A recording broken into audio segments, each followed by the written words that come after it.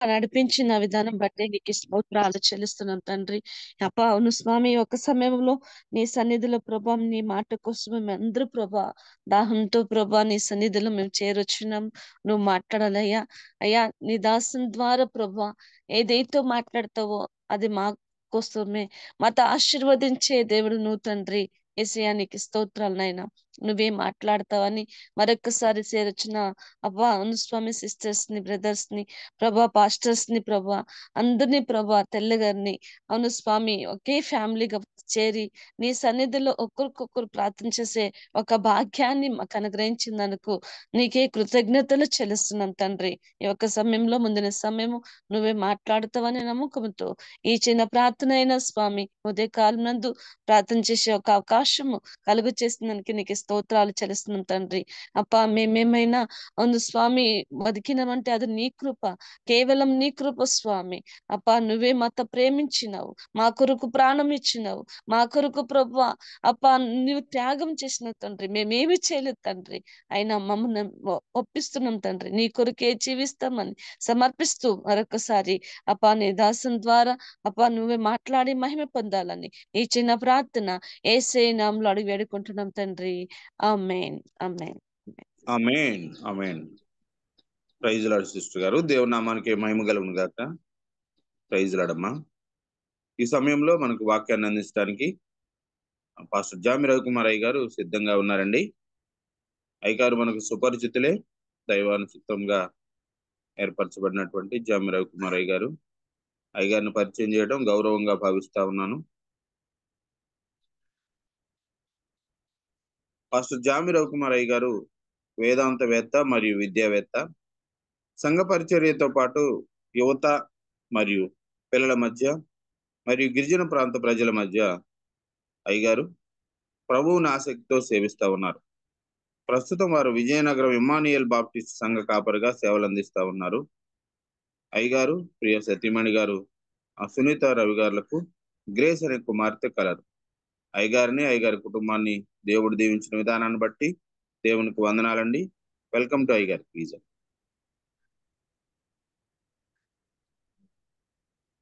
యేసుక్రీస్తు నామంలో virtual fellowship పాల్గొన్న ప్రతి ఒక్కరికి ప్రత్యేకమైన వందనాలు. ఈ విధంగా వాక్యం చెప్పడానికి అవకాశం ఇచ్చిన బాబీ రత్నాకర్ గారికి, అదేవిధంగా కోర్ టీం వారికి ప్రత్యేకమైన వందనాలు. ఈరోజు మన వాక్య ధ్యానాంశము మత్తయి సువార్త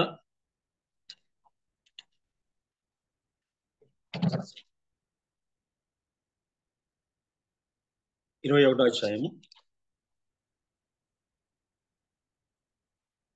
28 నుంచి విధంగా ఉంది. చదువుతున్నానండి. మీకేమి తోచున్నది? ఒక మనుషునికి 2 కుమారులు ఉండేది.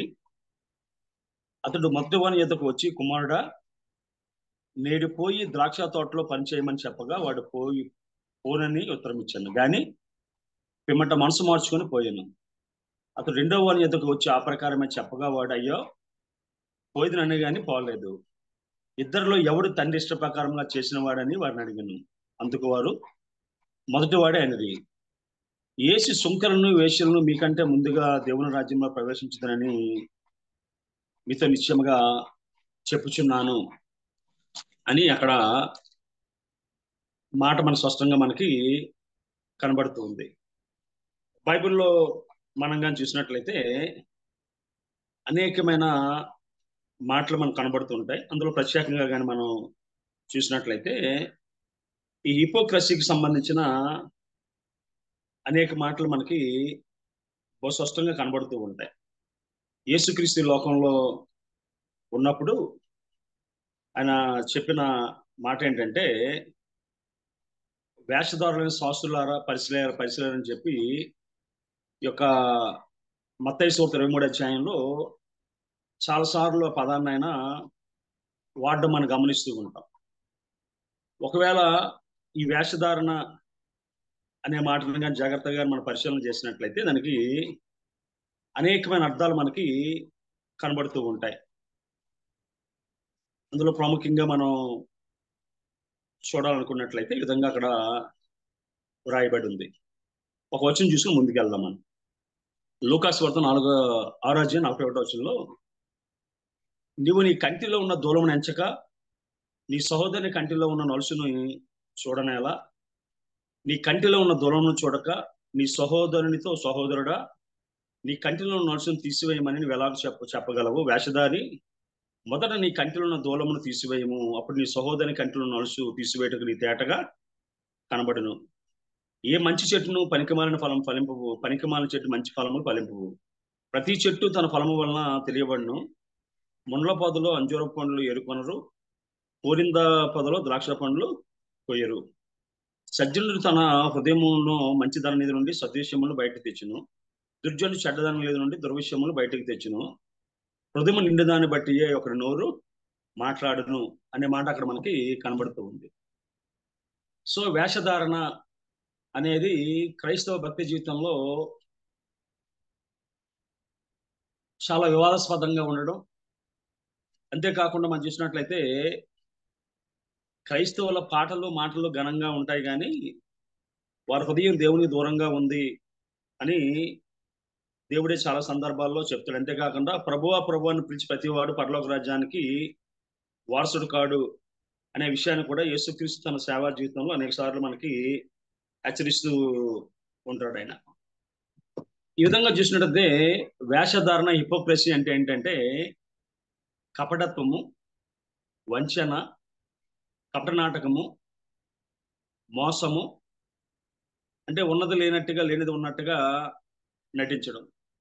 సర్వసాధారణంగా మనం కానీ చూసినట్లయితే ఆ తల్లులు పిల్లలతో విధంగా అంటారు, చాలు చాలు ఆపు నీ దొంగ నాటకాలు, నువ్వు నీ వేషాలు నాకు తెలియవనుకుంటున్నావా? నా దగ్గర నీ వేషాలు కాదు, మీ నాన్న దగ్గర వేషాలు వెయ్యి అంటారు. అదేవిధంగా ఫస్ట్ స్కూల్కి వెళ్ళు, ఇక్కడ నా దగ్గర వేషాలు వేయకని చెప్పి తల్లిదండ్రులు ఎక్కువగా స్కూల్కి వెళ్ళవలసిన పిల్లలు కడుపు నొప్పి అని తలనొప్పి అని అది చెప్పినప్పుడు అది చెప్తూ ఉంటారు. అంతేకాకుండా మనం చూసినట్లయితే మాటలకు చేతలకు పొంతన కుదరని పరిస్థితి వేషధారణ. చెప్పేదానికి చేసేదానికి ఉన్న తేడాయే వేషధారణ. నమ్మని విషయాన్ని నమ్మినట్టుగా, నమ్మని విషయాన్ని నమ్మనట్టుగా ప్రవర్తించడమే వేషధారణ. Saying what they not believe, వాళ్ళు ఏదైతే నమ్మరో దాన్ని నమ్మినట్టుగా వాళ్ళు చెప్తూ ఉంటారు. అంతేకాకుండా మనం చూసినట్లయితే కన్సీల్, వాళ్ళు ఏం చేస్తారంటే రియల్ ఫీలింగ్స్ అన్ని కూడా ఏవైతే ఉన్నాయో, మోటివేషన్ ఏదైతే ఉందో దాన్ని ఏం చేస్తారంటే వాళ్ళ లోన దాచేసుకుంటారు. అందుకే మనకు యాజ్ యు లైక్ ఇట్ అనే షేక్స్పియర్ గ్రంథంలో ఈ విధంగా చెప్తాడు, జీవితమే పెద్ద నాటక రంగం, ఎవరి పాత్రను వాళ్ళు పోషిస్తూ ఉంటారని చెప్పి. All the world is a stage and all the men and women merrily playing, they have their exist and their entrance. As one man is the play, అంటే జీవితం అనే నాటక రంగంలో ప్రతి ఒక్కరికి పాత్ర ఉంది, వాళ్ళ పాత్ర నటించి వారు వెళ్ళిపోతారు అని అక్కడ దాని యొక్క అర్థం. యేసుక్రీస్తు మనం చూసినట్లయితే అయ్యో మీకు శ్రమ అనే మాట ఎవరితో మాట్లాడుతున్నాడో విషయాన్ని మనం గమనించినట్లయితే, ఎవరైతే దేవుని వాక్యాన్ని ఎరిగిన వారో, ఎవరైతే దేవుని వాక్య సత్యాలను ఎరిగిన వారో, ఎవరైతే ధర్మశాస్త్ర ఉపదేశకులుగా ఉన్నారో, శాస్త్రులుగా పరిచయాలుగా ఉన్నారో వాటితో మాట్లాడుతున్నాడు. వ్యభిచారం చేసిన వ్యక్తితో మాట్లాడడం లేదు, అదేవిధంగా పాపం చేసిన వ్యక్తులతో మాట్లాడడం లేదు. ఎవరైతే ఇశ్రాయేలుకు బోధకులుగా ఉన్నారో, ఎవరైతే శాస్త్రులుగా పరిచయాలుగా సద్దూకాయలుగా ఉన్నారో, సో దేవుడు వారితో మాట్లాడుతున్న విధానాన్ని మనం చూసినట్లయితే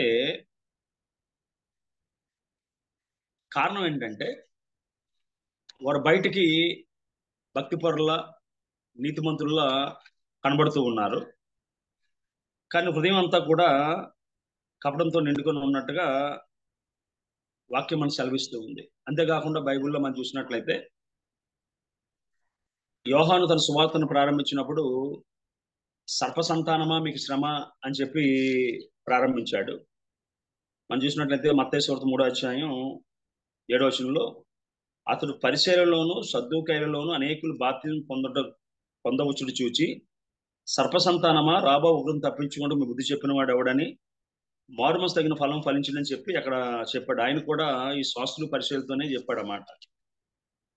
అదే విధంగా యేసుక్రీస్తు కూడా మనం చూసినట్లయితే మత్తయి సువార్త 23వ అధ్యాయంలో 22వ వచనం వాటిలో కానీ మనం చూసినట్లయితే ఆయన కూడా వారితోని ఈ మాటలు బహు స్పష్టంగా చెప్తూ ఉన్నాడు. ఆయన మనం చూసినట్టు 33వ వచనంలో కానీ మనం చూసినట్టు ఈ విధంగా అంటున్నాడు, సర్పములారా, సర్ప సంతానమా, నరక శిక్షను మీరు ఎలాగూ తప్పించుకుందరు అని చెప్పి అక్కడ చెప్తూ ఉన్నాడు. అంతేకాకుండా 27వ వచనంలో అంటున్నాడు ఆయన, అయ్యో వేషధారణ శాస్త్రులారా, పరిసయ్యులారా, మీరు సున్నము కొట్టిన సమాధులు పోలి ఉన్నారు. ఆ వెలుపల శృంగారముగా అగపడును గాని లోపల చచ్చిన వారి ఎముకలతోనూ సమస్త కల్మషంతోనూ నిండి ఉన్నామని చెప్పి అన్నాడు. ఇక్కడ మనం అర్థం చేసుకోవాల్సిన మాట ఏంటంటే, యేసుక్రీస్తు మాట్లాడుతున్న మాటలు విశ్వాసులతోనే మాట్లాడుతున్నాడు. అంతేకాకుండా సంఘంలో, సమాజంలో దేవుని వాక్యాన్ని ఎరిగి ధర్మశాస్త్రాన్ని బాగా అవపాసన పట్టి అనేక మందికి బోధకులుగా ఉన్న వ్యక్తులతోనే మాట్లాడుతూ ఉన్నాడు. అప్పుడైనా ఇప్పుడైనా సమస్య ఏంటంటే ఈ వేషధారణే, ఈ నటనే యొక్క కపటత్వమే మనకి ఎక్కువ ప్రభావాన్ని చూపెడుతూ ఎక్కువ ప్రమాదాన్ని మనకు అది తీసుకొని వస్తూ ఉంది. ఎస్పెషల్లీ మనం సర్వసాధారణంగా కానీ చూసినట్లయితే క్రైస్తవులట ఈ వేషధారణ ఎక్కువ మనకి ఎక్కడ చూపెడుతున్నారంటే వివాహం విషయంలో ముహూర్తాలు చూడడం, అదేవిధంగా కట్నాలు, కానుకలు, అదేవిధంగా వాస్తు, కులం, ఈ విషయాల్లో ఎక్కువ వాళ్ళు తమ యొక్క వేషధారణ ఎక్కువ చూపెడుతున్నట్టుగా మనకి ప్రస్తుత పరిస్థితిని చూస్తే అర్థమైపోతూ ఉంది. యాక్చువల్గా బాప్తిస్మము, ప్రభురాత్రి భోజనమే దేవుడిచ్చిన కట్టడలు, ఏర్పాట్లు. మిగిలినవన్నీ కూడా సంఘాలను బట్టి, డినామినేషన్స్ బట్టి మనం ఏర్పాటు చేసుకున్నవే. అందులో మంచివి ఉన్నాయి, అదేవిధంగా చెడ్డవి ఉన్నాయి. వ్యక్తులు ఏం చేస్తారంటే సమయాన్ని బట్టి, సందర్భాన్ని బట్టి వాక్యాన్ని వక్రీకరించుకొని, లేదు ముందు వెనక విషయాలు పక్కన పెట్టేసి వారికి అనుకూలమైన బోధలు చేసే బోధకులు సంఖ్య బాగా పెరిగిపోతున్న కాలంలో మనం ఉన్నామని. మాకు తెలిసిన స్నేహితుడు చాలా కాలం క్రితం జరిగిన మాట ఇది. ఆయన పిఠాపురంలో ఎక్కడ పనిచేస్తూ ఉండేవాడు. పనిచేసినప్పుడు ఆయనకి అదేవిధంగా ఎగ్జిక్యూటివ్ పెద్ద పడలేదట. సో అది ప్రసంగం ప్రారంభించాడు ఆయన. పొట్టి చెక్కయ్య, నువ్వు ఎంత ధనవంతుడైనా నువ్వు చెట్టుకి దిగి రావాల్సిందే, నువ్వు మెట్టి దిగి రావాల్సిందే, నువ్వు భూమి మీదకి రావాల్సిందే అని చెప్పి మొదలు పెట్టాడు. అదే విధంగా మనం చూసినట్లయితే దేవుడు అనుగ్రహించిన పులిపేటిని, దేవుడిచ్చిన పులిపేటిని సొంతానికో స్వార్థానికో వాడుకోవడం అన్నది ఇప్పుడు కూడా అది శాపగ్రస్తమైందే. ఎందుకంటే దేవుడు ఎప్పుడు నిర్దోషిగా ఎంచడు, అదేవిధంగా నిర్దోషిని దోషిగా దేవుడు ఎప్పుడు కూడా ఎంచడు. ఒక ప్రత్యేకంగా ఇందాక మనం అనుకున్నట్టుగా ఈ వివాహ సంబంధమైన విషయాలు కానీ మనం ఆలోచన చేసినట్లయితే కొన్ని డినామినేషన్స్ వారు తాళి కట్టకూడదని, ఉంగరాలు పెట్టకూడదని, లేదంటే పసుపు అనేది వాడకూడదు, బైబిల్ మాత్రమే ఇచ్చి పుచ్చుకోవాలి. అదేవిధంగా the bride and braid groom have to only exchange the Bibles అని, ఇవన్నీ కూడా మనకి చెప్తూ ఉంటారు. దాన్ని మనం ఎప్రిషియేట్ చేయవచ్చు. బట్ ఏంటంటే ఈ కట్నాల విషయంలో కానీ, లేదా ఆడపడుచు లాంఛనాల విషయాల్లో కానీ వీటిలో మనం ఎక్కువ గద్దించాం. అంటే ఏ విషయాల్లో గద్దించాలో ఆ విషయాలు పక్కన పెట్టేసి వివాహంలో ఎటువంటి ప్రభావాన్ని చూపని మీద ఎక్కువ దృష్టి పెడుతున్న చాలా సందర్భాలు మనం చూస్తూ ఉన్నాం. అంతేకాకుండా ఈ మధ్యకాలంలో చేసింది ఏంటంటే కొంతమంది మెచ్యూర్ ఫంక్షన్స్ అన్ని కొన్ని రకరకాల ఫంక్షన్స్ చేస్తూ ఉంటారు, శ్రీమంతాలని. పాస్టర్ గారికి ముందే చెప్తారు వాళ్ళు, సార్ ఈ విధంగా శ్రీమంతం చేస్తున్నాం, లేకపోతే పలానా మెచ్యూర్ ఫంక్షన్ చేస్తున్నాం అన్నప్పుడు పాస్టర్ గారికి ఇష్టమైతే వస్తానని చెప్పాలి, లేకపోతే రానని చెప్పాలి, లేకపోతే అమ్మ ఇది బైబిల్లో మనకు లేదు కాబట్టి మనం పాటించకూడదని చెప్పాలి. కానీ ఎక్కువ మంది సేవకులు చేస్తున్న పని ఏంటంటే కార్యక్రమం ఏర్పాటు చేసుకోమంటున్నారు. తీరా కార్యక్రమంలో వాక్యం చెప్పమన్నప్పుడు దాన్ని విమర్శించే సందర్భాలు చాలా ఎక్కువగా ఉన్నాయి. ఎందుకంటే వాళ్ళు పిలిచినప్పుడు మనల్ని ముందుగానే చెప్తున్నారు, సార్ పలానా కార్యక్రమం ఏం చేయాలంటే మనం గద్దిస్తే ముందే గద్దించి మన ఇటువంటి కార్యక్రమాలు మనం చేయకూడదు, అటువంటి కార్యక్రమాలకు నేను రాను అని అది చెప్పగలగాలి. కానీ చాలా సందర్భాల్లో వస్తామని ఒప్పుకొని విమర్శించే సందర్భాలు కనబడవు. అంతేకాకుండా ఇంకా నేను చూస్తున్న విషయాలు ఏంటంటే, కొంతమంది సేవకులు వాక్యానికి చెప్పినప్పుడు చెప్తారు, అయ్యా పలానా సందర్భాన్ని బట్టి మేము ప్రార్థన పెట్టుకున్నామని. బర్త్డేలో మరణాన్ని గురించిన ప్రసంగాలు చేసిన వ్యక్తులు ఉన్నారు. ఎందుకంటే పాస్టర్ గారు చాలా మంది ఏమనుకుంటుంటే, మనం ఏం చెప్తే అదే వాక్యం, సమయం ఏదైనా సందర్భం ఏదైనా మనం ఏం చెప్తే అదే వాక్యం అన్నట్టుగా ప్రవర్తించేవారిని చాలా మందిని గమనిస్తూ ఉన్నాం. వారు సిద్ధపడరా లేదా సందర్భానికి వాక్యం కాదో తెలియదు, కానీ జరుగుతున్న కార్యక్రమానికి అదేవిధంగా జరుగుతున్న విషయాలకు సందర్భం లేని వాక్యాలు చెప్తున్న సందర్భాలు ఉన్నాయి. అదేవిధంగా అయ్యా గడిచిన ఒక వారం కింద ఒక దైవ సేవకుడు బర్త్డే, ఒక చిన్న పాపది, ఆ సమయంలో ఆయన మరణం గురించి వాక్యం చెప్పాడు. అయ్య గారు, చాలా బాధాకరమైన విషయం. సో ఈ విధంగా చూసినప్పుడు ఏంటంటే, చాలాసార్లు జరుగుతున్న విషయాలు అంటే ఏవైతే ప్రాముఖ్యమైన విషయాలు పక్కన పెట్టి ఆ తక్కిన సందర్భాలు ఫాలో అవుతున్న విషయాలు మనకి చాలా చూస్తున్నాం.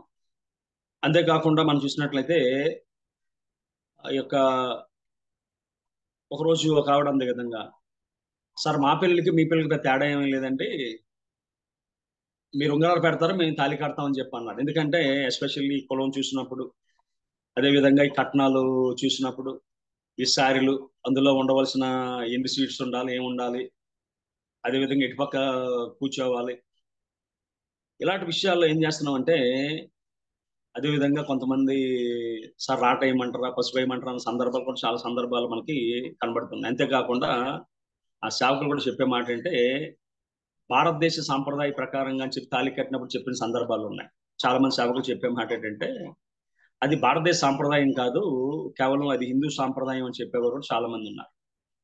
సో విధంగా చూసినట్లయితే, అదే విధంగా మనం చూసినట్లయితే ఈ ముహూర్తాల విషయంలో కూడా ఒకవేళ ఎవరైతే వివాహం చేస్తున్నారో వెళ్ళకపోవచ్చు, కానీ ఆ వివాహానికి సంబంధించిన వారు ఎవరైతే చుట్టాలు బంధువులు ఉన్నారో వాళ్ళు చెప్తారు, ఆ రోజు అమావాస్య, ఆ రోజు మీ పెళ్ళి ఎలా పెడతారని గణనలు పెట్టినప్పుడు ఏం చేస్తారంటే వాళ్ళు, అయితే ఏ రోజు మంచిదో కనుక్కో అని చెప్పి ఆ రోజు పెట్టిన సందర్భాలు, ఎందుకంటే మన క్రైస్తవాలు జరిగిన రోజునే మనం వెళ్తుంటే బ్యానర్స్ పెళ్లిళ్ళు జరిగిన సందర్భాలు చాలా సందర్భాలు ఉన్నాయి.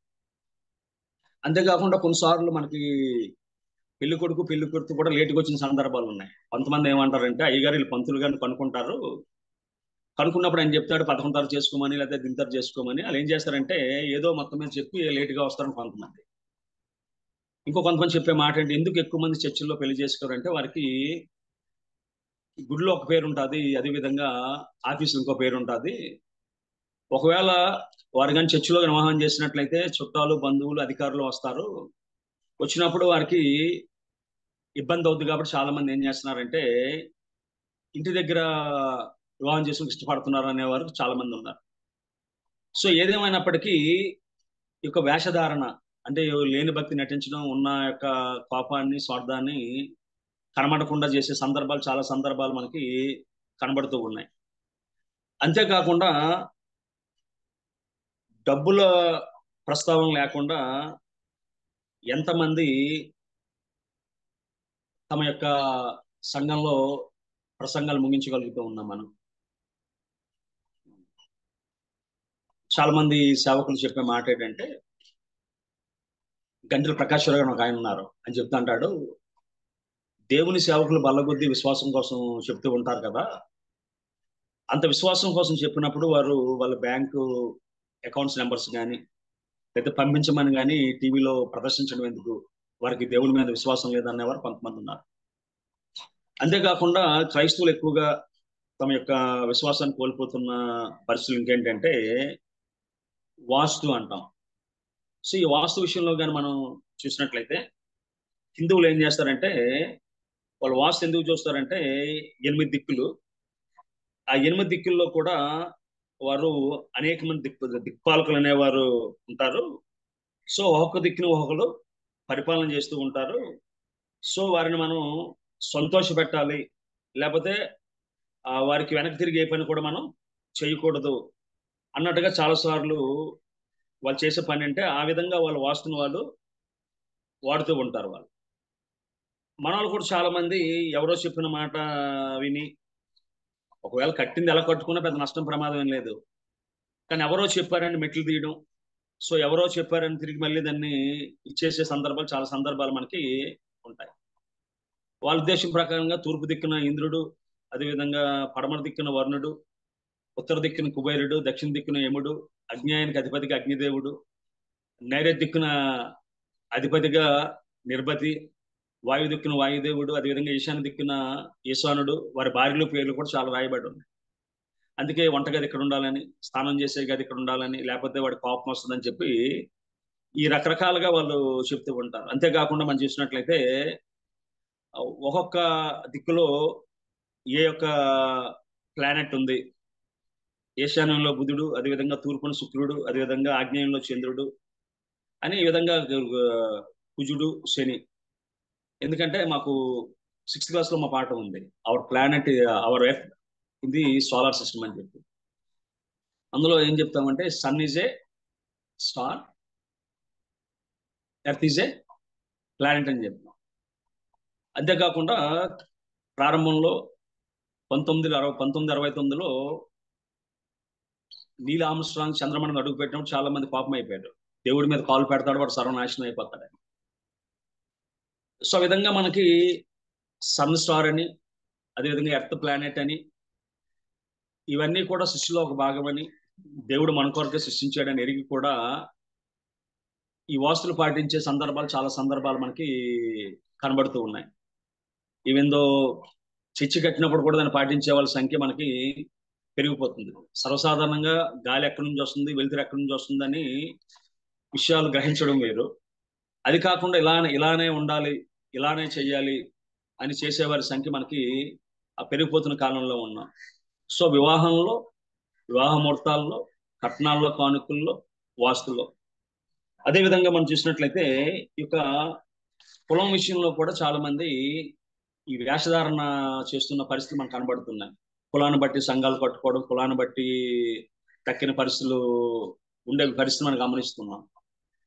దేవుడు ఒక ఉన్నతమైన స్థాయిలో మనల్ని పెట్టినప్పుడు దేవునికి అంటు లేదు, దేవునికి మైలు లేదు. అంతేకాకుండా ఆయన మంచివారి మీద చెడ్డవారి మీద తన యొక్క సూర్యుని ఉదయింపజేస్తున్నాడని చెప్పి బైబిల్ స్పష్టంగానే మనకుంది. బైబిల్ ఇంకో మాట ఉన్న విషయం ఏంటంటే, నా యొద్దకు వచ్చి వారిని ఎంత మాత్రము నేను బయటికి త్రోసివేయనాను. అంతేకాకుండా మనం చూసినట్లయితే సేవకులు కానీ, సంఘాలు కానీ, పెళ్లికైతే ఇంత రేటు, బర్త్డేకి అయితే ఇంత రేటు అనే సందర్భాలు ఉన్నాయి. అదేవిధంగా సంఘాన్ని కూడా కొన్ని సందర్భాల్లో మనం చూసినట్లయితే ఫంక్షన్ హాల్ లాగా అద్దె పెంచే సందర్భాలు కూడా చాలాసార్లు మనం చూస్తూ ఉన్నాం. నాకు అర్థం కాని విషయం ఏంటంటే, రాజకీయ నాయకులు అదేవిధంగా సేవకులు ఎక్కువ చెప్పే మాట సేవ చేస్తున్నాం అంట. బట్ అదేంటో సేవ చేస్తున్నామన్న రాజకీయులు అదేవిధంగా దేవుని సేవకులు అభివృద్ధి చెందుతూ ఉంటే, ఎవరైతే సంఘానికి వస్తున్నారో, ఎవరైతే భారతదేశంలో ఉన్నారో వారందరూ పేదలుగానే ఉన్నారు. ఈ రాజకీయ నాయకులు వారు అఫిడవిట్ దాఖలు చేస్తున్నప్పుడు ఒక 5 years ముందు తక్కువ ఆస్తులు ఉంటే తర్వాతకు వచ్చినప్పటికీ వారి భార్యవి, పిల్లలవి ఆస్తులు పెరిగిపోతున్నాయి. భారతదేశంలో ప్రజలు మాత్రం ఇంకా పేదలుగానే ఉన్నారు. నేను చదువుతున్న చిన్నప్పటి నుంచి భారతదేశం అభివృద్ధి చెందుతున్న దేశం లెక్కలో ఉంది, కానీ అది ఎప్పుడు అభివృద్ధి చెందుతుందో మనకి తెలియదు మనకు. సో ఈ విధంగా చూసినట్లయితే విశ్వాసం కోసం మనం మాట్లాడుతున్నప్పుడు విశ్వాసంగానే ఉండాలి. బైబిల్లో కానీ మనం చూసినట్లయితే అనేక మంది విశ్వాస వీరులు చెప్పిన మాటలు మనం విందాము. యశ్వత్ శద్రక్ మేషక్ అబేద్నెగో వాళ్ళు అంటారు, రాజా ఇందని గురించి నీకు ప్రత్యుత్తరం ఇవ్వాలని చింతమాకు లేదు. మేము సేవించిన దేవుడు వేడిమి కలిగి మండుచున్న అగ్నిని తప్పించి రక్షించే సమర్థుడు. ఒకవేళ రక్షించకపోయినా మేమైతే నీ విగ్రహాలకు నమస్కారం చేయమని చెప్పి చాలా ధైర్యంగా అంటే వారి మాటలకు చేతలకు అక్కడ పొంతన కుదిరింది. అదేవిధంగా 6వ అధ్యాయం 10వ వచనంలో దానియేలు గ్రంథంలో, అట్టి శాస్త్రం సంతము చేయబడిన దానియేలు ఎరిగిన వాడే తన ఇంటికి వెళ్ళి తన పైగది కిటికీలు యెరూషలేము తలుపు తెరిచి ఉండగా ముమ్మారు ప్రార్థన చేశాడు. ఆయన చెప్పిన మాటలకు చేసిన చేతలకు పొంతన కుదిరింది. అదేవిధంగా యోసేపు అంటాడు, యెహోవాకు విరోధంగా దుష్కార్యము నేను చేయలేను అంటాడు. ఆయన మాటలకు చేతలకు పొంతన కుదిరింది.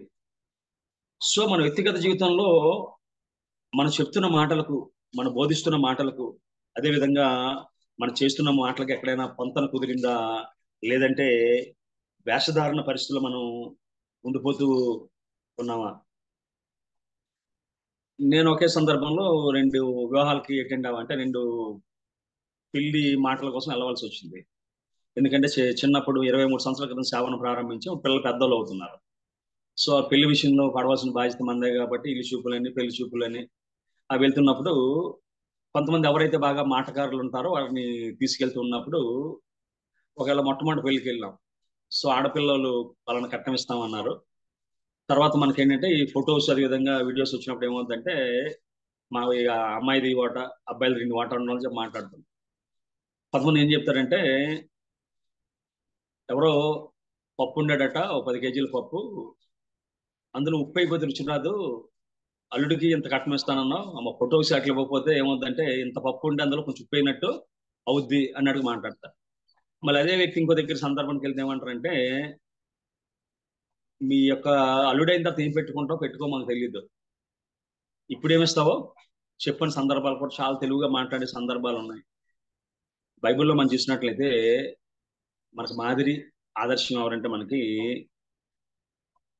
ఇస్సాకు, అదే విధంగా రెబెక్కా యొక్క వివాహం ప్రారంభం నుండి దేవుడు తప్ప వారు దేవుడినే ముందు పెట్టారు. దేవుడు ఆలోచన ప్రకారం వెళ్ళారు. ప్రభా నీ ఇష్టమే అన్నాడు. అబ్రహాం పిలిచి తన పెద్ద దాసునితో ప్రమాణం చేయించి అయ్యా స్వజనం దగ్గరికి వెళ్ళి పిల్లల్ని తీసుకురా అని చెప్పి అన్నాడు. కొన్ని కండిషన్స్ పెట్టాడు. అని చెప్పిన మాట ఏంటంటే యెహోవా తన దూతనికి ముందుగా పంపిస్తాడు అన్నాడు. ఆయన కూడా నాహోరు పట్టణానికి వెళ్ళి మోకాళ్ళు వేసి ప్రభువా ఒంటిలతో సహా మోకాళ్ళు వేయించి ప్రార్థన చేయించి ప్రభా ఏ చిన్నదైతే వచ్చి నాకు దాహానికి ఏమని అడిగినప్పుడు నీకు ఒంట్లకు నీరు పెడతానని చెప్పి అంటాదో ఆ పిల్ల నువ్వు ఇచ్చిన పిల్ల అని చెప్పి అన్నాడు. వారేమో యెహోవాను ఆశించమని లోనకు రమ్మంటున్నాడు, ఈయనేమో యెహోవా యజమాన్ని ఆశీర్వదించాడు అంటున్నాడు. ఇది యెహోవా ద్వారా జరిగిన కార్యము, నేను అవునని కానీ కాదని చెప్పలేను ఆయన అంటున్నాడు. యెహోవా నా కార్యం సఫలం చేసిన కానీ తిరిగి వెళ్ళాలని చెప్పి ఆయన అంటున్నాడు. ఆయన అంతేకాకుండా వీరు అక్కడ ప్రవేశిస్తున్నప్పటికీ ఇస్సాకట జానింప బయలువెళ్ళినని బైబిల్లో అక్కడ మనకి రాయబడి ఉంది. ఆ వివాహంలో చూసినట్లయితే దేవుడు తప్ప కుల పెద్దలు లేరు, సంఘ పెద్దలు లేరు, అదేవిధంగా ఎవ్వరు లేరు. కులం గురించి ప్రస్తావన లేదు, కట్నం గురించి ప్రస్తావన లేదు, అసలు దేని గురించిన ప్రస్తావన అనేది లేదు. కాబట్టి ఆ వివాహాలు దీవించబడ్డాయి. కవల పిల్లల్ని పొందుకున్నట్టుగా వాక్యం మనం సెలవిస్తుంది. సో మన వ్యక్తిగత జీవితాల్లో క్రైస్తవ్యం అంటే కేవలం ఆదివారం చూపించేదో, కేవలం పాటలు పాడి బైబిల్ చదివి ప్రార్థన చేసేదో కాదు. క్రైస్తవ్యం అనేది జీవన విధానం. క్రైస్తవ్యం అనేది క్రైస్తవ భక్తి వేషం కాదు, వేయగానే తీసేయడానికి. ఈ మధ్యకాలంలో మనకి పిల్లలు బైక్ మీద ఎక్కినప్పుడు వెళ్ళినప్పుడు ఏం చేస్తారంటే ముసుగు వేసుకుంటారు. ఆ ముసుగు వేయగానే తీసేస్తారు. సో వేషధారణ అంటే అర్థం ఏంటంటే ముసుగు వేసుకోవడం, మాస్క్, వేరింగ్ ది మాస్క్. ఒకవేళ మన క్రైస్తవ భక్తి జీవితంలో మనం పాడు చేసేది ఏంటంటే ఆ వేషధారణే. ఒక ఆయన ఈ విధంగా అంటున్నాడు, better to be known as a sinner then a hypocritic అంటున్నాడు. Better to be known as a sinner then a hypocritic. బైబిల్లో మనం చేసినట్లయితే ఇందాక మనం చదివిన వాక్య భాగంలో దేవుడు చెప్తున్న మాట ఏంటంటే యేసు సుంకరులను వేషలను మీకంటే ముందుగా దేవుని రాజ్యంలో ప్రవేశించదని మీతో నిశ్చయముగా చెప్తున్నాను. దేవుడు అన్న మాటకి కట్టుబడి ఉండే దేవుడు అండి ఆయన. మనం చూసినట్లయితే సమరస్త్రీ అంటాది, నేను చేసినవన్నీ నాతో చెప్పినవన్నీ చూడరండా అన్నప్పుడు ఆ వేషం దేవుడు క్షమించి ఆ సుకార గ్రామంలో ఆమెను గొప్ప స్వార్థరాలుగా వాడుకున్నాడు. రహబోని వైశ్య తన జీవితంలో తన పాపాన్ని ఒప్పుకొని ఇశ్రాయేలుతో కలిసి జీవించినప్పుడు అతని ఆమె కుమారుడైన బోయాజును, రూతును యేసుక్రీస్తు వంశావళిలో వాడుకున్న అద్భుతమైన దేవుడు ఆయన. నేను వేషధారాన్ని క్షమించను గాని వేషతత్వాన్ని క్షమిస్తున్నానికి బైబిల్లో మాట ఉంది. అతిక్రమం చేయవాడు వర్ధిల్లుడు, దాన్ని ఒప్పుకొని విడిచిపెట్టేవాడు కనిక్రమ పొందనని చెప్పి బైబిల్లో చెప్పినాడు. అంతేకాకుండా మనకి పొట్టి జక్కయ్య స్టోరీ బాగా తెలుసు మనకి. సో పొట్టి జక్కయ్య కథలో కానీ మనం చూసినట్లయితే ఆయన అంటాడు, అయ్యా నా ఆస్తిలో సగం పేదలకు ఇచ్చేస్తాను నేను, ఒకవేళ అన్యాయంగా ఎవరి దగ్గర తీసుకుంటే ఏం చేస్తానంటే 4 వరకు ఇచ్చేస్తానని చెప్పి అంటున్నాడు ఆయన. అని యథార్థంగా ఒప్పుకుంటూ ఉన్నాడు. ఇప్పుడు యేసుక్రీస్తు అంటున్నాడు, ఇతను అబ్రహాము కుమారుడు, ఇంటికి రక్షణ వచ్చింది అంటున్నాడు. అంతేకాకుండా దురాత్మతో పీడించబడ్డ శానా అన్నవాడిని దేవుడు విడిపించినప్పుడు దెక్కపల్లి ప్రాంతంలో గొప్ప సేవకుడిగా, దెక్కపల్లి అనే మాటకు అర్థం ఏంటంటే 10 ప్రాంతాల కొడలి అని అర్థం. సో 10 ప్రాంతాల కొడలలో దేవుడు అద్భుతంగా బిడ్డను వాడుకున్నట్టుగా వాక్యం మనం సెలవిస్తూ ఉంది. అంతేకాకుండా తన యుద్ధ వచ్చేవాడిని ఎంతమందిని బయటికి త్రోసివేయలే. తప్పిన కుమారుడు స్టోరీలో చూసినట్లయితే తన ఆస్తి అంతా పాడు చేసి వచ్చిన కుమారుడు, అయ్యా నా తప్పైపోయింది, నీకు విరోధంగా పరలోక విరోధంగా నేను పాపం చేశాను అన్నప్పుడు దేవుడు క్షమించి ఆ బిడ్డను హక్కును చేర్చుకొని ఆయన జీవితంలో ఏదైతే కోల్పోయాడో, ఆహారము, వస్త్రాలు, అధికారము, ఉంగరము, వాట్ ఎవర్ ఈ loss we give everything back to him. ఎందుకంటే మనం మానవులమే, పాపం చేయకపోతే మనము దేవులు అవ్వదు. కాబట్టి మన బలహీనత తిరిగిన వాడే, మన ప్రధాన యాజకుడు మన బలహీనత మీద సమాన అనుభవం లేనివాడు కాడు, కానీ అన్నిట్లో శోధింపబడినను ఆయన ఏం చేశాడంటే పాపం లేనివాడిగా ఉన్నాడు. మన స్థితి, మన పరిస్థితిని అర్థం చేసుకునేవాడే. సో మన వ్యక్తిగత జీవితంలో ఒప్పుకొని విడిచిపెట్టేవారుగా ఉన్నామా, లేదు బయటకు ఒక మాట చెప్తూ లోన్ ఇంకో మాటతో ముందుకు వెళ్ళిపోయేవారుగా మనం ఉండగలుగుతూ ఉన్నామా అన్నది ఆలోచన మనం చేసుకునే వారికి ఉండాలి. బైబిల్లో కానీ మనం చూసినట్లయితే చాలాసార్లు ఈ నటించే వ్యక్తుల సంఖ్య బాగా మనకు కనబడుతూ ఉంటుంది. ఆ మధ్యకాలంలో ఒక హీరోయిన్ యొక్క స్టోరీని లైఫ్ స్టోరీగా తీశారు. ఆ తీసినప్పుడు ఆమె ఇంటర్వ్యూ చేస్తున్నప్పుడు ఆమె ఏమంటదంటే మాకు కెమెరాల ముందు మాత్రమే నటించడం వచ్చు అంటారు. అంటే అర్థం ఏంటంటే మేము సినిమా వాళ్ళం ఓన్లీ కెమెరాల ముందు నటిస్తాము, కానీ లోకం అంతా కూడా కెమెరా లేకపోయినా అద్భుతంగా నటిస్తారని చెప్పి ఆమె ఉద్దేశం. సో మన వ్యక్తిగత భక్తి జీవితంలో నటించేవారిగా ఉన్నామా, లేకపోతే జీవించేవారిగా ఉన్నామా? యాకోబు ఒక దినాన్ని అడుగుతాడు, ఇస్సాకు అడుగుతాడు, అయ్యా నువ్వు ఎవరంటే నేను యాషావుని అంటాడు. అయ్యా నీ స్వరం ఒకలా ఉంది, శరీరం ఒకలా ఉంది అంటాడు ఆయన. కొన్నిసార్లు స్వరానికి శరీరానికి సంబంధం లేకుండా పోతుంది, కొన్నిసార్లు పేరుకి జీవితానికి సంబంధం లేకుండా పోతుంది. అంతేకాకుండా కొన్ని సంఘాల్లో మనం చూసినట్లయితే ఇన్ని రోజులు ఉపవాసం చేయాలి, ఇన్ని రోజులు ప్రార్థన చేయాలి, ఈ విధంగా చేయాలి, లేదా పలానాది ఇవ్వాలి. ఆ మధ్యకాలంలో ఒకసారి నేను గుంటూరు ఒక మెమరీ సర్చ్కి వెళ్ళవలసి వచ్చింది. వాళ్ళు ఏం చేస్తారంటే ఆ సంఘం అంతా కూడా ప్రార్థన అయిపోయిన తర్వాత ఆ సమాధి దగ్గరికి వెళ్ళి ఆ చచ్చిపోయిన వాళ్ళకి ఎవరికి ఏది ఇష్టమైతే, ఒకవేళ అది మిక్చరా లేదా పకోడీ, అరటిపళ్ళు, గిరటిపళ్ళు ఏది ఇష్టమైతే అక్కడ సంఘం అంతా కలిసి అక్కడ తినేసి వస్తారు. అక్కడ ఏమైపోతుంది అంటే అది బైబిల్లో ఉందా లేదని పక్కన పెట్టేస్తే ఎవరు నచ్చినట్టుగా వాళ్ళు చేసుకునే పరిస్థితి వెళ్ళిపోతూ ఉంది. గట్టిగా మనం అంటే నా సంఘం నా ఇష్టం అనే పరిస్థితికి అది వెళ్ళిపోతూ ఉంది. అంతేగాని కొంతమంది సేవకులు నాకు దేవుడు కళ్ళలో కనబడి మిమ్మల్ని ఎంతమంది చెప్పాడని సందర్భాలు కూడా చాలా సందర్భాలు మనం చూస్తూ ఉన్నాం. అంతేకాకుండా ఈ మధ్యనే ఒక వారం క్రితం జరిగిన సంఘటన, ఒక సేవకుడు వివాహంలో ఈ దురాత్మను వెళ్ళగొట్టే కార్యక్రమం చేశాడు. ఆయన తాళి కట్టే ముందు దురాత్మకు సంబంధించిన ప్రార్థన చేసి ఒక 5 మందినో 10 మందినో పడగొట్టిన సందర్భాలు ఉన్నాయి. అక్కడ జరుగుతుంది పరిశుద్ధ వివాహంలో ఈ కార్యక్రమాలు పెట్టే సందర్భాలు ఉన్నాయి. ఏగలు వెళ్ళగొట్టడం, స్వస్థపరచడం మంచి విషయం, కానీ అక్కడ సమయం సందర్భం అనేది కొన్నిసార్లు చూడని పరిస్థితి మనకి కనబడుతూ ఉంది. సో మన వ్యక్తిగత జీవితంలో వాక్యానుసారంగా, అదేవిధంగా సమయ సందర్భాలను బట్టి పాటించేవారికి మనం ఉండగలుగుతూ ఉన్నామా? ఉద్యోగ సభలా జరగాలి, వివాహాలు జరగాలి, ఉపవాస కూటాలాగా జరిగే సందర్భం అనేది మనకి ఉండగలగాలి. అంతేకాకుండా the sin of pretending virtue and goodness, వేషధారణ అంటే ఏంటంటే లేని భక్తి ఉన్నట్టుగా, ఉన్న భక్తి అదేవిధంగా ఉన్న పాపాలు లేనట్టుగా ప్రవర్తించడమే మనం ఏమంటామంటే హిపోక్రసీ అంటాం. చాలా మంది హిపోక్రసీ ఎలా ప్రదర్శిస్తారంటే I don't have a short temper, I just have a low tolerance.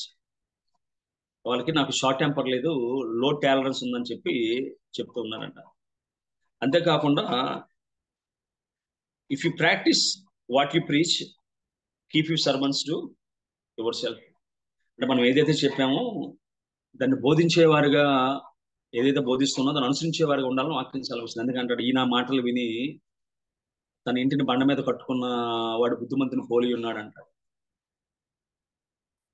అంతేకాకుండా బైబిల్లో రాయబడ్డ మాట అంటే, అద్దంలో మీ సహజ ముఖాన్ని చూచి దాన్ని సరి చేసుకోకుండా అంతా బాగుంది, అంతా బాగా ఉందని వెళ్తే దానివల్ల పెద్ద ప్రయోజనం మనకు లేదు. కానీ ఎవరైతే అద్దంలో మనం చూసుకుంటున్నామో, అద్దంలో చూసుకోవడంలో ప్రాముఖ్యమైన అంశం ఏంటంటే మనల్ని మనం సరి చేసుకోవడానికే.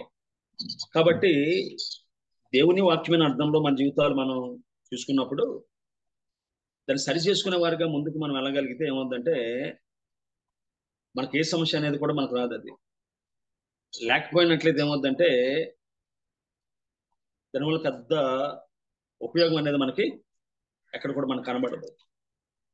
సో దేవుడు వాక్యం ఇచ్చాడు మనకి.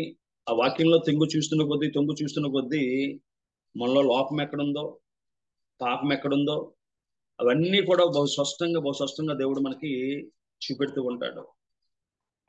మనం చూసినట్లయితే చూద్దాం, యాకోబు రాసిన పత్రిక 1:22 చూసినట్లయితే, మీరు వినువారు మాత్రమే ఉండి మిమ్మల్ని మీరు మోసపరుచుకోకుండా వాక్య ప్రకారము ప్రవర్తించేవారై ఉండుడి. ఎవడైనా వాక్యంను విన్నవాడు ఉండి దాని ప్రకారము ప్రవర్తింపనవాడైతే వాడు అద్దములో తన సహజముఖమును చూచుకొని మనుషుడు పోలి ఉన్నాడు. వాడు తన చూచుకొని అవతలకి పోయి తన ఎట్టువాడు వెంటనే మర్చిపోవును కదా. అయితే ఈ స్వతంత్రమునిచ్చు సంపూర్ణమైన నియమంలో తేరి చూచి నిలకడగా ఉండేవాడు వాడు విని మర్చివాడు కాక క్రియను చేయవాడు ఉండి తన క్రియలో ధన్యుడగును. మన బైబిల్లో రాయబడమంట, క్రియలు లేని విశ్వాసము మృతమైన వాక్యం చెప్తుంది. బైబిల్లో కానీ మనం చూసినట్లయితే ఆదికాండం ప్రారంభం నుంచే ఈ నటన వేషధారణ అనేది మనకి స్పష్టంగా మనకు కనబడుతుంది. ఒకవేళ ఆదికాండం 3వ అధ్యాయంలో కానీ మనం 3వ అధ్యాయంలో మనం చూసినట్లయితే, చల్లపొట్టిన ఆదామును అతని భార్య తోటలో సంచరించిన దేవుడైన యెహోవా స్వరం విని దేవుడైన యెహోవా ఎదురికి రాకుండా తోట చెట్ల మధ్యన దాక్కునగా దేవుడైన యెహోవా ఆదామును పిలిచి నువ్వు ఎక్కడున్నావు అని అన్నాను. అందుకు అతడు, నేను తోటలో నీ స్వరం విన్నప్పుడు దిగంబరిగా ఉంటుంది కనుక భయపడి దాగుకుంటుని. సో మొట్టమొదటి అబద్ధం ఇది, భయపడి. యాక్చువల్ నిజంగా దేవుడు అంటే భయం ఉన్నట్లయితే చెట్టు జోలికి వెళ్ళేవారు కాదు, పండు జోలికి వెళ్ళేవారు కాదు. అంతేకాకుండా తినొద్దని పండుని వారు తినేవారు. మా స్కూల్లో కూడా ఏమవుతుందంటే పిల్లలు ఒక 4 రోజులు మానేస్తారు, వచ్చేవాడు మాత్రం భయపడినట్టుగా నటించడం చేస్తూ ఉంటారు. కొన్నిసార్లు తల్లిదండ్రులు వచ్చి ఏం చేస్తారంటే ప్రశ్న సమాధానం వాళ్ళే చెప్పేస్తారు. సార్ అప్పుడు వద్దాను సార్, మానేశాడు, ఇంకెప్పుడు రాడు సార్ అని చెప్పి 2 ప్రశ్నలు వాళ్ళే చెప్పేస్తారు. ఇక్కడ కూడా చూసినట్లయితే అబ్రహాం అంటున్నాడు, అయ్యా నేను భయపడి, నిజంగా అంత భయం ఉన్నట్లయితే ఆ చెట్టు జోలికి పండు జోలికి వెళ్ళేవారు. అది అంతేకాకుండా, అయ్యా నువ్వు ఇచ్చిన స్త్రీ నాకు ఇచ్చింది అంటే తప్పు ఎవరిదంటే నీదే. అదేవిధంగా స్త్రీ అంటుంది, అయ్యా నువ్వు సృష్టించిన సర్పం నాకు తినమని ప్రోత్సహించింది. దావీదు అంటాడు, ప్రభు నా పాపమును తప్పు కనుక నేను ఒప్పుకుంటాను అంటాడు ఆయన. ప్రారంభం నుంచి మనకున్న సమస్య ఏంటంటే లేనిది నటించడం, లేని భయాన్ని ఆదాము నటించాడు, లేని భక్తిని ఆదాము నటించాడు. అదేవిధంగా ఒకరి మీద ఒకరిని తోసేయడం. చెప్పినవాడు చెప్పాడు, నీ బుద్ధి ఏమైంది? అందుకే మనకి చూసినట్లయితే వినదగిన ఎవరు చెప్పినా వినంటనే ఎగిరపడక వివరింపదగున అంటాడు ఆయన. లోకంలో ఎవరు చెప్పినా వినాలంట.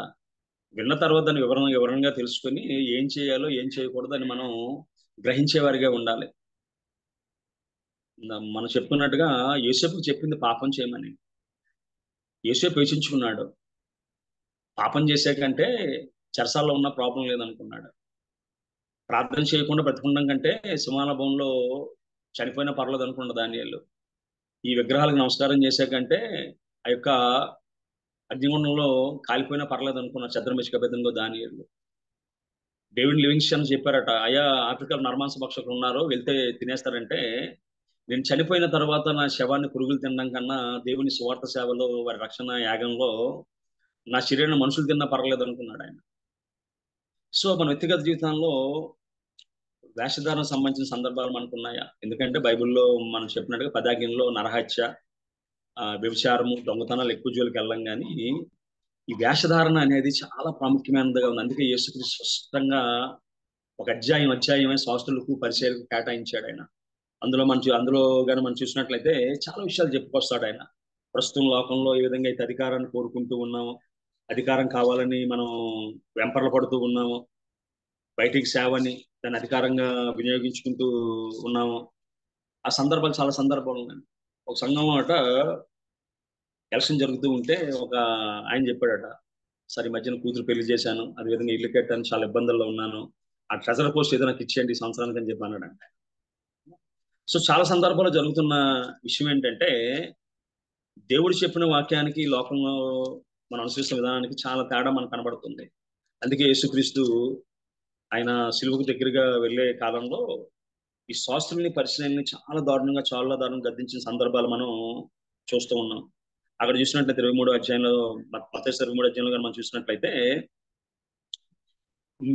వారు మీతో చెప్పిన వాటిని అనుసరించి గైకొనుడి, అనను వారి క్రియలు చొప్పున చెయ్యకుడి, వారు చెప్పుదురే గాని చెయ్యరంటున్నాడు. మొయ్య సత్యము కాని భారములు బరువులు కట్టి మనుషుల భుజముల మీద వారు పెట్టిదురే గాని తమ వేలితో నేను వాటిని కదిలింప నొలరు అని చెప్పి చెప్పుకొస్తున్నాడు. మనుషులు కనబడే నిమిత్తము తమ పనులన్నీ చేయుదురు, తమ రక్షణ రేకులు వెడల్పుగాను తమ చెంగులు పెద్దవుగాని చేయుదురు. విందులు అగ్రస్థానములను, సమాజ మందిరములు అగ్రపీఠములను, సంత వీధుల్లో వందనములు, మనుషుల చేత బోధకులను పిలువబట్టి కోరుదురు అని చెప్పి చెప్పుకొస్తున్నాడు. అంతేకాకుండా ప్రారంభంలో కూడా యేసుక్రీస్తు 6వ అధ్యాయంలో ఏ విధంగా ప్రార్థన చేయాలి, ఏ విధంగా ఉపవాసం ఉండాలి అంటే అంటే విస్తరించి మాట్లాడొద్దు, మీకు ఏ కావాలో మీ తండ్రికి తెలుసు, కుడి చేతితో చేసిన దానం ఎడం చేతికి తెలియకూడదని చెప్పి చెప్పుకుంటూ వచ్చాడు ఆయన. అంతేకాకుండా ఈ మాటలు ఎందుకు చెప్తూ ఉన్నాడంటే, క్రైస్తవ్యాలని ఎక్కువ మోసం చేసేవి ఈ దొంగతనం, వ్యభిచారం ఇవన్నీ కాదు, కానీ పతనానికి ప్రారంభమైన ఆ గర్వము, లేకపోతే దేవుని కన్నా గొప్పగా కోరుకునే తనం, అదే సాతాను పతనానికి కారణం అయింది. అది వాడు అందాన్ని చూసి, వాడుకున్న అధికారాన్ని చూసి, దేవుడి వల్ల నాకు వచ్చాయి ఆ దినాన మనం చూసినట్లయితే ఏసైనా మోసిన గాడిదకు విలువ వచ్చింది. ఏసైని బట్టి మరుసటి రోజు ఎవరు దాన్ని పట్టించుకోలేదట. ఎందుకంటే ఆ రోజు ఏసైనా మోసింది కాబట్టి, ఏసయ్యతో ఉంది కాబట్టి గాడిదని గుర్తుపెట్టారు. తర్వాత ఎవరు గుర్తుపట్టలేదు. సో మన ఉన్నతికి, అదేవిధంగా మన అభివృద్ధికి కారణమైన దేవుడిని కానీ మనం కానీ చేస్తే it is become a problem. England రానియట ఆమె ప్రతి ఆదివారం మందిరానికి వెళ్ళి అందరూ కూర్చున్నట్టుగానే కూర్చొని అందరూ పాడినట్టుగానే పాడుతూ ఉండేదట. నేను ప్రజలకి రానిని కానీ దేవుని ముందు మీలాంటి సామాన్యమైన మానవరాలనే నేను. ఈ అధికారం కానీ, ఈ పొజిషన్ కానీ దేవుడి వల్ల నాకు వచ్చింది. దేవుని ముందు అధికారం చూపెడితే మళ్ళీ తిరిగి నేను వెనక్కి వెళ్ళిపోతానని చెప్పి దేవుని యొక్క మందిరంలో అందరితో పాటు సమానంగా కూర్చొని సమానంగా ఆరాధించి వెళ్ళిపోతూ ఉండేవారు. సో దావీదు లాంటి రాజులు దేవుని సందులో నాట్యం ఆడితే భార్య కనపరుచుకుంది. ఆయన అంటాడు, అమ్మా మిమ్మల్ని అందరినీ కూడా పక్కన పెట్టి, మీ యొక్క వంశాన్ని పక్కన పెట్టి దేవుడు నన్ను గొర్రెలు కలుసుకున్న నన్ను ఈ స్థాయికి తీసుకొచ్చాడు, కాబట్టి ఆయన సన్నిధిలో ఏం చేయడానికైనా నేను సిద్ధంగా ఉన్నాను, నన్ను కించపరిచినా పర్లేదు, అవమానపరిచినా పర్లేదు అని చెప్పి చాలా స్పష్టంగా అని చెప్పాడు. మనం చూసినట్లయితే 2వ సమూయేలు గ్రంథం 6వ అధ్యాయంలో మనం చూసినట్లయితే ఈ విధంగా అంటాడు 21వ వచనంలో, నీ తండ్రిని అతని సంతతిని విసర్జించి ఇశ్రాయేలును తన జనుల మీద అధిపతిగా నియమించుటకు నన్ను ఏర్పరచుకున్న యెహోవా సన్నిధిని నేను అలాగూ చేసి తిని, యెహోవా సన్నిధిని నేను ఆట ఆడి తిని, ఎంతకంటే మరి ఎక్కువగా నేను తృణీకరింపబడి నా దృష్టికి నేను అల్పున్నాయి, నువ్వు చెప్పిన పనికత్తల దృష్టికి గొన్నవుదునని మీకాలుతో నేను మరణమగు వరకు సౌలు కుమార్తె యొక్క మీకాలు పిల్లలు కనుక నేను బైబిల్లో రాయబడింది. ఆ విధంగా చూసినట్లయితే ఒక ఆదాము అవ్వలతో ప్రారంభమైన ఆ యొక్క వేషధారణ అనేది కొనసాగుతుంది. అబ్రహాము తన భార్యను చూసి నా సహోదరి అని చెప్పాడు. అదే దాన్ని ఇస్సాకు మళ్ళీ దాన్ని రిపీట్ చేశాడు. యాకోబు నేను యాషావు అన్నాడు. అంతేకాకుండా యాకోబు పిల్లలు యాకోబు అందరూ వ్యక్తిగతంగా మోసం చేస్తే వారు 10 మంది పిల్లలు కలిపి తండ్రిని మోసం చేశారని. అది అలాగా కొనసాగుతూ వచ్చింది. బైబిల్లో అనేక సందర్భాలు. ఆకాన్ అన్నవాడు దేవుడు చేయొద్దని పని చేశాడు. సౌలు తను చేయొద్దని పని చేసి నేను దేవుని ఆజ్ఞను నేను నెరవేర్చాను అంటాడు. ఆ యొక్క ఎద్దుల అరుపులు, అదేవిధంగా రంకెల అరుపులు ఎక్కడ అంటే ఆయన జనుల విధంగా చేశారు, జనుల మీద తోచేసే పరిస్థితి మనం చూస్తున్నాం. అంతేకాకుండా దేవునికి ఇష్టానుసారుడుగా ఉన్న దావీదు కూడా మనం చూసినట్లయితే ఎంత నటిస్తాడంటే చూద్దాం ఒకసారి 2వ సమూయేలు గ్రంథం 11వ అధ్యాయంలో మనం చూసినట్లయితే ఈ విధంగా అక్కడ రాయబడి ఉంది. మనం చూసినట్లయితే 22వ వచనం, దూత పోయి యోవాబు పంపిన వర్తమానం దావీదు తెలియజేసినట్లనగా, ఆ మనుషులు మమ్మల్ని ఓడించి పొలంలోనికి మాకు ఎదురు రాగా మేము వారిని గుమ్మం వరకు వెంటాడి గెలిచితిమి. అప్పుడు ప్రాకారం నుండి విలుకాండ్లు తమ సేవకుల మీద అంబులు వేయగా రాజు సేవకుల్లో కొందరు హతమైరి. తమ సేవకుడని ఇత్తీయుడగు ఉరియా కూడా హతమాయెను. అందుకు దావీదు, నువ్వు యోవాబుతో ఈ మాట చెప్పుము, ఈ సంగతిని బట్టి నువ్వు చింతపడకము, ఖడ్గము ఒకప్పుడు ఒకరి మీదను ఒకప్పుడు మరి ఒకరి మీదను పట్టుకద్దు. పట్టణం మీద యుద్ధము మరి బలంగా జరిపి దాన్ని పట్టుకోమని చెప్పి నువ్వు యోవాబును ధైర్యపరిచి చెప్పుమని ఆ దూతలకు ఆజ్ఞ ఇచ్చి చంపెను. ఉరియా తన భర్తయగు ఉరియా హతమైన సంగతి విని తన భర్త కొరకు అంగలార్చెను. అంగలార్ప కాలం తిరిగిన తర్వాత దావీదు దూతలను పంపి ఆమె తన నగరికి తెప్పించుకొనగా ఆమె అతనికి భార్య అయిన అతనికి ఒక కుమారుణ్ణి కనెను. అయితే దావీదు చేసినది యెహోవా దృష్టికి దుష్కార్యముగా ఉండెను. ఒకవేళ ముందు వచ్చిన 11 వచనంలో మనం చూసినట్లయితే ఉరియా ఎంత భక్తిపరుడు అంటే, ఎంత నిజాయితీపరుడు అంటే, అంతకుముందు మాట్లాడాను నేను, అపనమ్మకస్తుడు నా రాజుకి నమ్మకస్తుడైన సేవకుడు సైనికుడని ఆయన విధంగా చెప్తున్నాడు. ఉరియా మందసమును ఇశ్రాయేలు వారును యూదా వారును గుడారములు నివసించుండగాను, నా అధిపతియగు యోవాబును నా ఎరినవాడగు నీ సేవకులు బయట దండులో ఉండగాను, భోజన పానములు చేటుకు నా భార్య యొద్ద పరుంటకు నేను ఇంటికి పోదునా, నీ తోడు నీ ప్రాణము తోడు నేను ఎలాగో చేయవాడను కానని దావీదుతో అని. ఇక్కడ మన యోవాబు చెప్పిన మాట, ఇక్కడ మనకి ఉరియా చెప్పిన మాటలకు దావీదు మాట్లాడిన మాటలు చూసినట్లయితే దావీదు యొక్క అంతరంగంలో చాలా చాలా చాలా కపటత్వం అనేది, వంచన అనేది, మోసం అనేది మనకి కనబడుతుంది. దేవుడే బాధపడ్డాడు. నేను దావీదుని అంత భక్తిగా నేను ఇచ్చేసానే, అనేకమైన శ్రమల గుండా నేను తీసుకువెళ్ళి నా ఇష్టానుసారి మనుషుడు అన్నాయన ఎందుకు ఈ విధంగా ప్రవర్తించని దేవుడు పట్టుకోలేకపోయాడు ఆయన. మనం చూసినట్లయితే అక్కడ అంటాడు, అక్కడ ఆయన 9వ వచనంలో, నువ్వు యెహోవా మాటను తృణీకరించి, 12వ అధ్యాయం 2 సమూయేలు 12:9 అండి, నువ్వు యెహోవా మాటను తృణీకరించి ఆయన దృష్టికి చెడుతనం చేసేదివేమి, ఇత్యుడగు ఉరియాను కత్తి చేత చంపించి అతని భార్యని నీకు భార్య అగినట్లుగా నువ్వు పట్టుకుని ఉన్నావు. అమ్మోనీయుల చేత నీవు అతన్ని చంపించితివి కదా. నువ్వు నన్ను లక్ష్యము చేయక ఇత్యుడగు ఉరియా భార్య నీకు భార్య అగినట్టు తీసుకున్నందున నీ ఇంటి వారికి సదాకాలం యుద్ధం కలుగునుగా అంటున్నాడు ఆయన. అంతేకాకుండా నాతానుతో కూడా దావీదు అంటాడు, మనం చూసినట్లయితే ఆ స్టోరీ ప్రస్తుతం చెప్పడం లేదు కానీ 12వ అధ్యాయం 5వ వచనంలో లేదా 4వ వచనం చదువుతున్నాను. అట్లుండగా మార్గస్తుడు ఒకరు ఐశ్వర్యవంతుని ఎద్దకు వచ్చాను. అతడు తన ఎద్దకు వచ్చిన మార్గస్తునికి ఆయుత్తము చేటుకు తన గొర్రెల్లో కానీ దేనిని ముట్టనొలక ఆ దరిద్రుని గొర్రె పిల్లను పట్టుకొని తన ఎద్దకు వచ్చిన వారికి ఆయత్తం చేశాను. దావీదు ఈ మాట విని మనుషుల మీద బహుగా కోపించుకొని, యెహోవా జీవముతోడు నిశ్చయముగా ఈ కార్యం చేసిన వాడు మరణపోతుడు, వాడు కనికరం లేక ఈ కార్యం చేసిన కనుక ఆ గొర్రె పిల్లకు ప్రతిగా 4 గొర్రె పిల్లలు ఇవ్వాలని నాతానుతో అని. సో దావీదు తను చేసిన తప్పును కప్పించుకొని తిరిగి మళ్ళీ ఏం చేస్తాడంటే అనేక విషయాలు అందుకే బైబిల్లో మాట ఉంది, తీర్పు తీర్చుకుంటే మీకు తీర్పు తీర్చబడదు. దావీదు 4 గొర్రె పిల్లలు అంటే దేవుడటమా అమ్నేను చనిపోయాడు, అబ్షాలోము చనిపోయాడు, పాపం వల్ల పుట్టిన కుమారుడు చనిపోయాడు, అదేవిధంగా అదోనియా అన్నవాడు చనిపోయాడు, అదేవిధంగా అతని కుమారుడు తామర కూడా చనిపోయిందటమ్మా. ఎందుకంటే దేవుడు వేషణని క్షమిస్తాడు కానీ వేషధారణ క్షమించినని చాలా స్పష్టంగా దేవుడు మనకి బైబిల్ స్పష్టంగా చెప్పాడు. ఆయన అంతరంగంలో యథార్థను కోరుకుంటున్నాడు.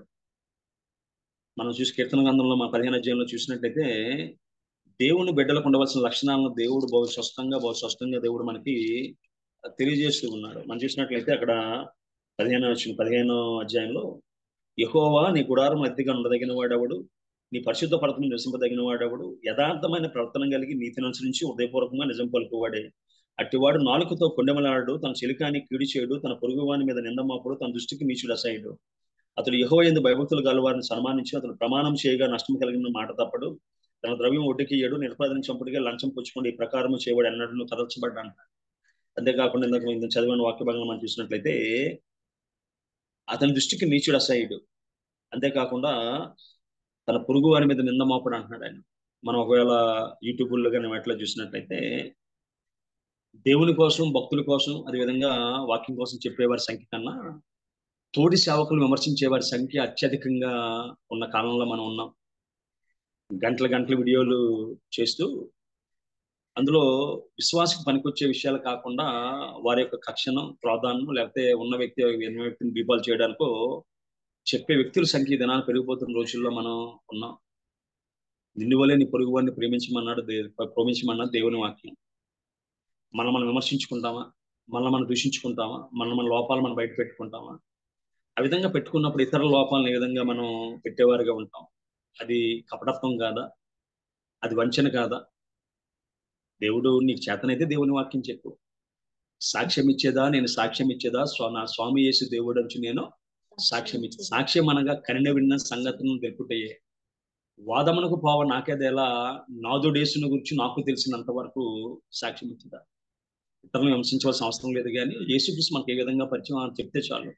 బైబిల్ మనం చూసినట్టయితే గుడ్డివాడిని యేసుక్రీస్తు బాగు చేసిన తర్వాత అడుగుతాడు, ఆయన పాప కాడు అని. ఆయన అంటాడు, ఆయన పాపే కాదో నాకు తెలియదు, ఒకప్పుడు నేను చూపలేదు, ఇప్పుడు నేను చూడగలుగుతూ ఉన్నాను అంటాడు ఆయన. ఆ సాక్ష్యం చాలు. ఆయన చేసినవన్నీ చెప్పినవన్నీ చూడరండి అన్న ఒక్క సాక్ష్యం చాలు. సో మన వ్యక్తిగత జీవితంలో లేని భక్తిని నటించేవారిగా ఉన్నామా, లేకపోతే ఉన్నది ఉన్నట్టుగా ప్రవర్తించేవారిగా ఉన్నామా? సంఘాల్లో మనం చూసినప్పుడు మన క్రైస్తవ భక్తి ఏ విధంగా ఉంటుందో, ఒక రోజు ఒక అత్తగారు మొట్టమొదటి కొడుకింటికి వెళ్ళాడట. కొడుకింటికి వెళ్తే కొడుకు బస్ స్టాండ్కి వచ్చి రిసీవ్ చేసుకొని, అదేవిధంగా వంటల్లో వాటిలో వారి యొక్క భార్యకి సహాయం చేసి అన్నిట్లో సాయం చేశాడు. తర్వాత ఏమో అల్లుడింటికి వెళ్ళింది. అల్లుడు కూడా బస్ స్టాప్కి వచ్చి అబ్బాయిని వాడిని రిసీవ్ చేసుకొని వాళ్ళ ఆడికి వంటలు అన్ని సాయం చేసి అన్ని చేసిన తర్వాత ఇంటికి వచ్చింది. ఇంటికి వచ్చినప్పుడు అడిగారట, అమ్మ నీ కొడుకు వాళ్ళు ఎలా ఉన్నారంటే, నల్లుడు చాలా మంచోడు, మా పాప ఎలా చెప్తే అలా చేస్తాడు, నా కొడుకు ఉత్తి చేతగానే అది ఆడ పిల్లలు ఎలా చెప్తే అలా వింటాడను. సో మనం దీన్ని సమానంగా తీసుకునే పరిస్థితుల్లో మన భక్తి మనకి కనబడుతూ ఉంది. అందుకే వాక్య జ్ఞానం అంటే అర్థం ఏంటంటే, సోక్రటీస్ యొక్క స్నేహితుడు గురించి బైబిల్ చెప్పమని చెప్తే 39 అధ్యాయంలో మాట చెప్పాడంట, నేను నాలుగుతో పాపం చేయకున్నట్లు అని చెప్పి ఆ వాక్యం చెప్పిన 6 నెలలు కనబడలేదంట. నేను అడిగాడు, అడిగేట వాక్యం చెప్పమన్నా తెరచి కనబడలేదంటే, ఆ ఒక్క వాక్యం నా జీవితంలో అమలుపరచడానికి నాకు 6 నెలలు పట్టింది అన్నాడు. సో కేవలం విని విడిచిపెట్టేవారిగా కాకుండా విని చిత్రపాక నడిచేవారిగా ఉండాలంట. విశాఖపట్నం వాసుల మీద ఒక జోక్ ఉంది. ఏంటంటే, విశాఖపట్నంలో ఒకప్పుడు విపరీతమైన మీటింగ్ జరిగాయి, దినకర్ గారి మీటింగ్ జరిగాయి, అదేవిధంగా మనోహర్ గారి మీటింగ్ జరిగాయి. ప్రపంచంలో ఏ సేవకుడు ఉన్న విశాఖపట్నం ఖచ్చితంగా వచ్చేవాడు ఆయన. ఏ ఇంజనీరింగ్ కాలేజీలో కానీ, గురజాడ కళాక్షేత్రంలో కానీ, బీచ్లో కానీ. అందుకే విశాఖపట్నంలో వాసులు వారి చెవులన్నీ కూడా పరలోకం వెళ్ళాయంట, శరీరం మాత్రం భూమి మీద ఉండిపోయిందని సరదాగా అంటూ ఉండేవారు. కేవలం విన్నవారికి ఉంటే ఉపయోగం ఏముంది? కేవలం విన్నవారికి ఉంటే ఉపయోగం ఏముంది? ఒకరోజు ఒక పెద్ద ఆవిడ గొడుగు అమ్మేవాడు విధంగా చెప్తున్నాడంట. ఏమనంటే, అమ్మ ఈ గొడుగు ఎండ కాస్తుంది, వర్షానికి కాపుతుంది అని చెప్తే ఒక ముసలావిడ కొనుక్కుంది. ఒక వారంలో పోయిన తర్వాత మళ్ళీ వచ్చింది, ఇదేంటయ్యా నువ్వు వర్షం తడకుండా ఉంటుంది, ఎండ కాయకుండా ఉంటావు అన్నా కానీ తెర చూస్తే అది వర్షం ఆపలేదు, ఎండ కాలేదంటే, అమ్మ కొనుక్కున్న గొడుగు సంకలో పెట్టుకోకూడదు, నెత్తి మీద వేసుకుంటే నీకు వర్షం రాదు, ఎండ రాదు అన్నాడు. కేవలం వాక్యం విడిచిపెట్టేవారికి కాకుండా వాక్యాన్ని జీవితంలో అనుసరించేవారిగా ఉండగలిగితే ఏ సమస్యలు కానీ, బాధలు కానీ, ఇబ్బందులు కానీ రావు. ఈవెందో సేవకుడు చెప్పిన మాట బైబిల్లో ఆ విధంగా ఉందా లేదా, అదే విధంగా లేదా మనం పరిశీలన చేసుకోవాలి. ఎందుకంటే ఒకప్పుడు ఎందుకు పోపులు అనేవారు, మా టీచర్లో చిన్న సమస్య వచ్చింది. ఏంటంటే, ఒక టీచర్ గారు పుస్తకం ముయ్యొద్దు, పుస్తకం మీరు తెరవద్దు, నేను చెప్పింది ఏమన్నా అన్నారంట. ఎందుకంటే ఒకవేళ పుస్తకం తెలిస్తే ఏం చెప్పలేదు, ఏం తెలియదో తెలుస్తుంది. ఒకప్పుడు పోప్స్ కూడా ఏం చెప్పండి, బైబిల్ ఎవరికి ఇవ్వలే, వాళ్ళు ఏం చెప్తే అదే బైబిల్, వాళ్ళు ఏం చెప్తే అదే బైబిల్. ఇప్పుడేమైంది, బైబిల్ మన చేతుల్లో ఉంది. మనం బెరయ సంఘస్థుల వలె దేవుడు సేవకుడు చెప్పినా ఎవరు చెప్పినా వాక్యానుసారంగా ఆ విధంగా ఉందో లేదో ఆ పరిశీలించవలసిన బాధ్యత మన మీద ఉందమ్మా. ఎవరు చెప్పినా వాక్యానికి వ్యతిరేకంగా చెప్పకూడదు. మన మెయిన్ స్టాండర్డ్ ఏంటంటే వాక్యమే. సో వాక్యానికి వ్యతిరేకంగా ఎవరు చెప్పినా సరే అది అబద్ధం కిందే లెక్క. మన బాప్తిసం ఇచ్చిన పాస్టర్ గారు చెప్పినా, మన పెళ్లి చేసిన పాస్టర్ గారు చెప్పినా, మనం రక్షించబడ్డ సంఘంలో పాస్టర్ గారు చెప్పిన ఎవరు చెప్పినా అబద్ధం అనేది అబద్ధమే. అందుకే మనం చూసినట్లయితే వారు మహాగణులు వారు ఏం చేశారంటే, మనం చూసినట్లయితే అపోస్తల కార్యాల గ్రంథము 17వ అధ్యాయంలో చూసినట్లయితే, వీళ్ళు దశలోనికలో ఉన్న వారి కంటే గనులై ఉండిరు కనుక ఆసక్తి వాక్యం అంగీకరించి పౌలును శీలను చెప్పిన సంగతులు అలా ఉన్నవో లేవో అని ప్రతి దినము లేఖనములు పరిశోధించు వచ్చిరి. అందుచేత వారిలో అనేకులు ఘనత గల వికుదేశం స్త్రీలలోనూ పురుషుల్లోనూ చాలా మంది విశ్వసించిరి. అదేవిధంగా మనం చూసినట్టయితే మన తాత చెప్పాడు, తండ్రి చెప్పాడు అని చెప్పి కొన్నిసార్లు ముస్లిమ్స్ కొంతమంది బిస్మిల్లా అంటారు. నేను అది ఏంటంటే అదే నాకు తెలియదు, మా తాత చెప్పాడు అది చేయమని చెప్పి అంటారు. అదే విధంగా మనం అలా కొనకుండా సుకార గ్రామంలో వాళ్ళు అంటారు, నువ్వు చెప్పిన మాటను బట్టి కాక మా మట్టుకు మేమే నమ్మి ఎరిగి ఉన్నామని. సో మన వ్యక్తిగత జీవితంలో అటువంటి అనుభవాలు కలిగిన వారిగా ఉండగలుగుతూ ఉన్నామా? అదేవిధంగా మనం చూసినట్లయితే కొత్త నిబంధన గ్రంథంలో కానీ మనం చూసినట్లయితే అన్నయ్య సప్పారా పరిశుద్ధాత్మ బహుబలంగా పనిచేస్తున్న కాలం అది. వారి యొక్క మాన ధన ఆస్తి ప్రాణాలని దేవుని పాదాల కింద పణంగా పెడుతున్న రోజులు అవి. అంతేకాకుండా అనేక మంది భక్తిపరులు వారి చరచరాస్తులన్నీ దేవుని పాదాల యొద్ద పెడుతూ ఉన్నారు. మనం చూసినట్లయితే 34వ అధ్యాయంలో అపొస్తలుల 4వ అధ్యాయం 34వ వచనంలో మనం చూసినట్లయితే ఇదియోగాక అపోస్తులు బహుబలముగా ప్రభువుని యేసుకుంటానికి సాక్ష్యం ఇచ్చింది, దైవపు అందరి యందు అధికముగా ఉండెను, భూములైనను ఇండ్లైనను కలిగిన వారు అందరూ వాటిని నమ్మి అమ్మిన వాటి ఎలా తెచ్చి అపోస్తుల పాదం మీద పెడుతూ వచ్చింది. ప్రతి వానికి వాని అక్కర కొలిది పంచిపెట్టారు కనుక వారిలో ఎవరికి పొదువు లేకపోయినా. కుప్రాలో పుట్టిన లేవి నగుడు యోసేపు అని ఒకడు ఉండెను, అతనికి అపోస్తులు హెచ్చరిక పుత్రుడిని అర్థం ఇచ్చి బర్నబాని పేరు పెట్టి ఉండి, అతడు భూమి గలవాడై ఉండి దాన్ని నమ్మి దాన్ని తెచ్చి అపోస్తుల పాదం యొద్ద పెట్టాను. 5వ అధ్యాయం కంటిన్యూ చేసినట్లయితే అన్నయ్య అని ఒక మనుషుడు తన భార్య అని సప్పేరతో ఏకమై పొలం అమ్మెను. భార్య ఎరికిన వాడు దాని వెలలో కొంత దాచుకొని కొంత తెచ్చి అపోస్తుల పాదం మీద పెట్టాను. అప్పుడు పేతురు, అన్నయ్య నీ భూమి వెలలో కొంత దాచుకొని పరిశుద్ధాత్మ మోసపుచ్చుడికే సాతాను ఎందుకు నువ్వు ఉదయంలో ప్రేరేపించాను? అది నీ యొద్ద ఉన్నప్పుడు నీదే కదా, అమ్మిన పిమ్మట అది నీ వశమై ఉండలేదా? అందుకు ఈ సంగతిని ఉదయంలో ఉద్దేశించుకుని ఉన్నావు అని చెప్పి అడిగినట్టుగా వాక్యం వస్తుంది. అంటే లేని భక్తిని నటించాలని చెప్పి అన్నయ్య అతని కుటుంబం ప్రయత్నం చేసి, వారు నిజంగా విశ్వాసం పూర్తిగా లేదు, అది అంటే ఆస్తి నమ్మేసి దేవుని పాదాల మీద పెట్టగలిగే విశ్వాసం వారు ప్రదర్శించినప్పుడు వారి ప్రాణాలు కోల్పోయినట్టుగా వాక్యం మనకి సెలవిస్తుంది.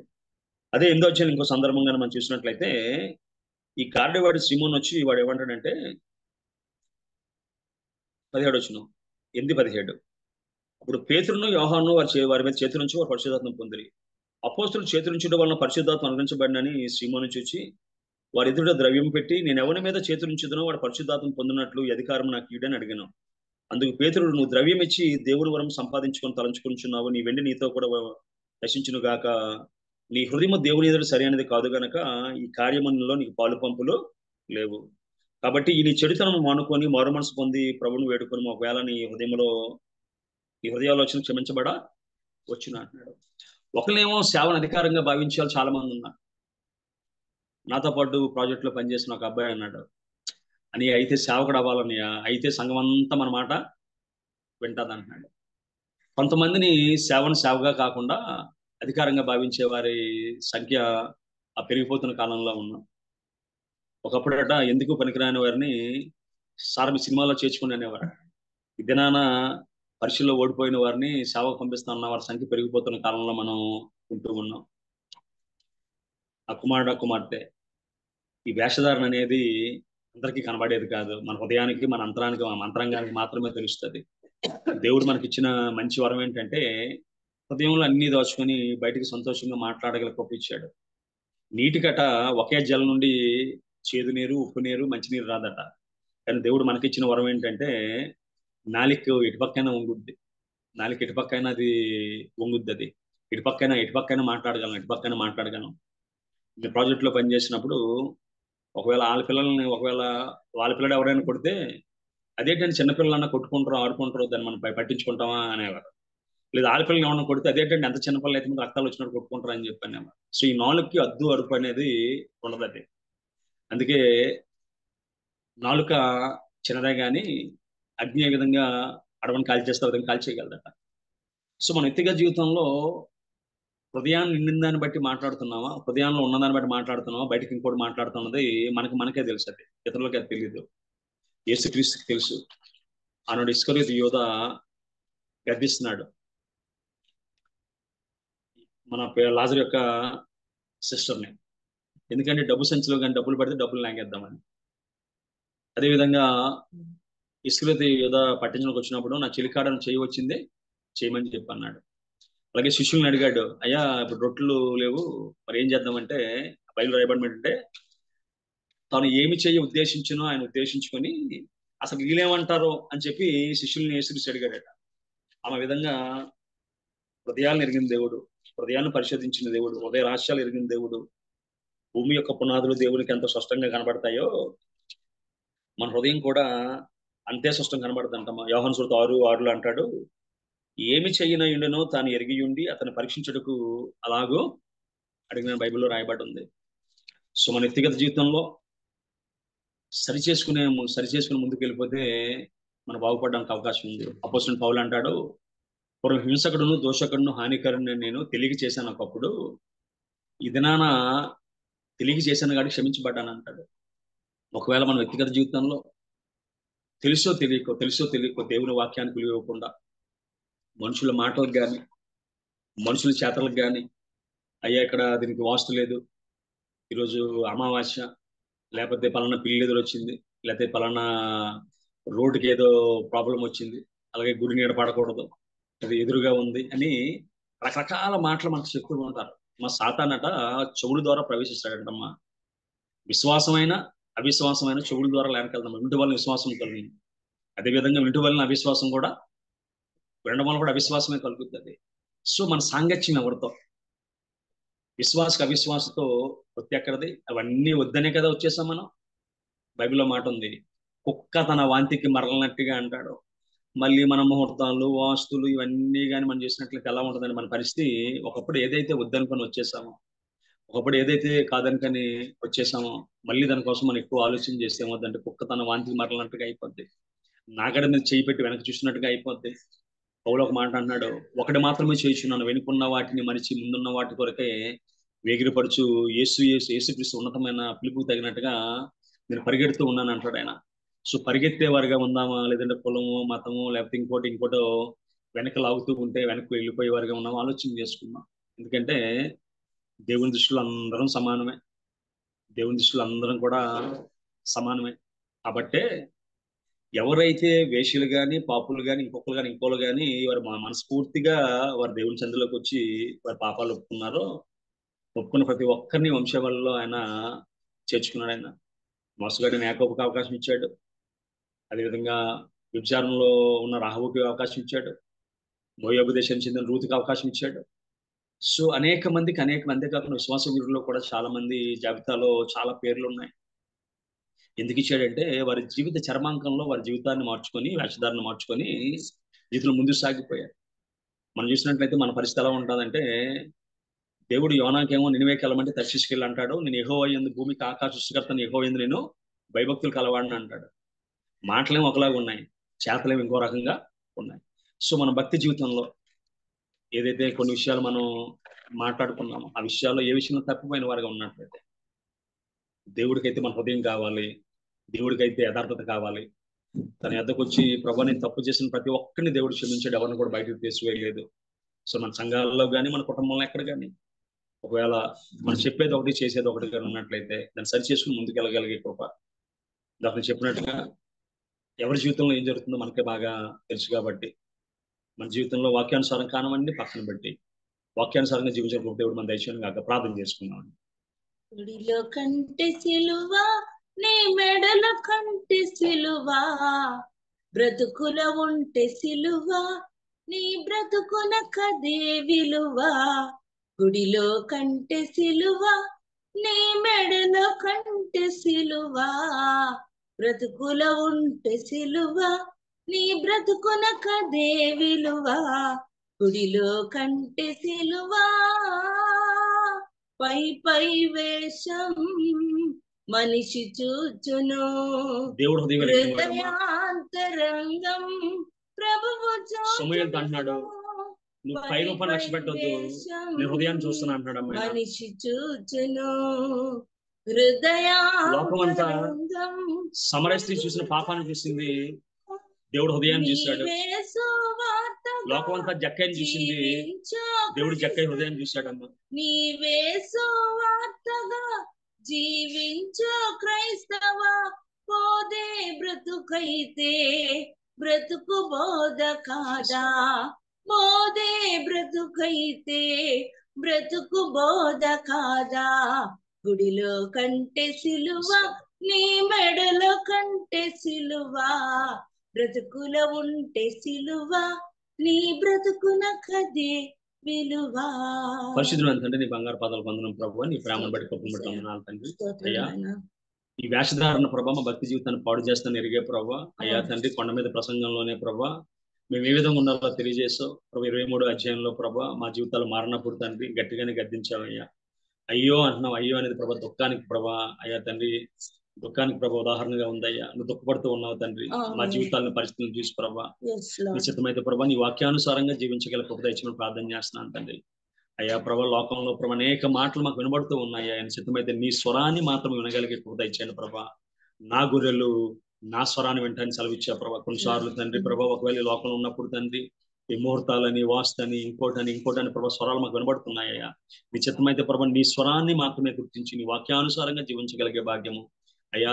ఈవెందో సేవకులు చెప్పిన సరే ప్రభా, బైబిల్లో ఆ విధంగా లేదు, విధంగా బేరే సంఘస్థులు ప్రభా దాన్ని పరిశీలించి అయ్యా ప్రభా పరిశోధించి ప్రభా తన వాక్యానుసారంగా జీవించారు. అయ్యా వాక్యానుసారంగా జీవిస్తే ప్రభా దేవతని ప్రభా పరలోకానికి వెళ్తాం కానీ తండ్రి ప్రభా, లోకంలో చెప్పిన వారి ప్రకారం వింటే ప్రభా లోకానికి వెళ్ళం ప్రభా. ప్రార్థన చేస్తున్నాను తన సహాయం తెచ్చాను ప్రభా. అయ్యా ఈయన నీ మాటలు విని ప్రభా పండ మీద ఇల్లు కట్టుకుని బుద్ధిమంతులను పోలిన వారు ముందుకు సాగలిగే ప్రభా మాకు దయచేయమని సహాయం చేయమని. అయ్యా చెప్పిన మాటల్లో దోషం ఉంటే ప్రభా క్షమించి దేవతల ప్రభా ఈ మాటలు దీవెనకరంగా చేయమని. వ్యక్తిగతంగా మాకు మాత్రమే తెలుసు ప్రభా ఏ విషయాలు తప్పిపోతున్నామో ఆ విషయాలు సరి చేసుకుని ముందుకు వెళ్ళగలిగే ప్రభా సహాయం తెచ్చామని. దావీదు ప్రభా పొరపాటును తెలుసుకున్న తర్వాత ప్రభా శుద్ధహృదయం కలగజేయమని ప్రభా తన సంతులు గోజాడు ప్రభా ఇష్టానుసారుగా మారాడయ్యా.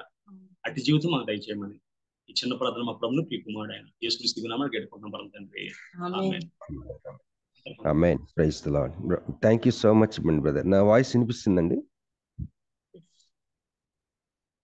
వినిపిస్తుందండి? వినిపిస్తుంది బాబీ. నా గుడ్ మార్నింగ్ అన్న.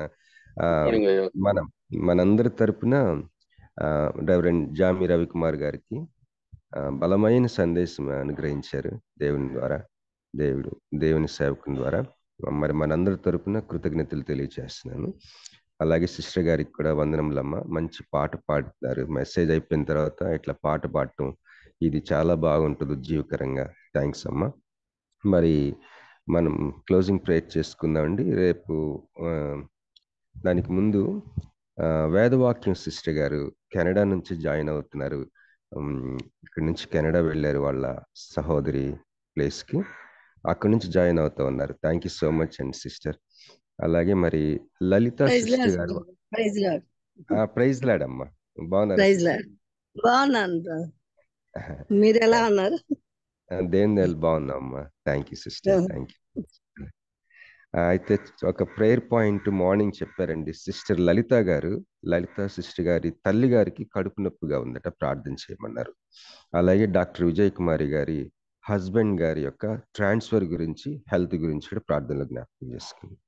అన్న మురళీబాబు అన్న, మీరు ప్రేయర్ చేస్తారన్నా?